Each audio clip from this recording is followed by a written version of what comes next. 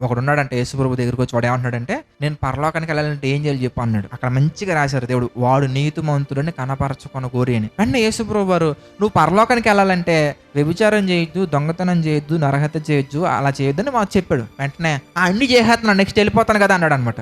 వెంటనే యేసుప్రభు వారు, పోయి నీ ఆస్తిని పేదలు పంచిపెట్టుకో అన్నాడు. కింద మంచిగా రాశాడు, ఆ యవ్వనస్తుడు మిగులు ఆస్తి గలవాడు కనుక వ్యసనపడి వెళ్ళిపోయాడంట. దేవుడి దగ్గర ఎప్పుడు పొగరు అసలు పనిచేయదు.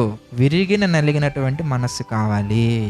మనకెంత జ్ఞానమైనా రాని, ఎంత బైబిల్ అయినా రాని, ఎంత సువార్త పరిచర్య అయినా చేయని, మనం ఎంత గొప్పలమైనా కానీ ఎలాంటి మనసుతో మనం ప్రార్థించాలి అంటే ఆయన ఇష్టానికి అనుకూలంగా మనం మాట్లాడగలగాలి, ఆయనకి ఇష్టానికి అనుకూలంగా మనం ప్రార్థన చేయగలగాలి. ఒకవేళ అలా కనుక మనం ప్రార్థన చేసామనుకో, జరుగుతాయా అంటే జరుగుతాయి.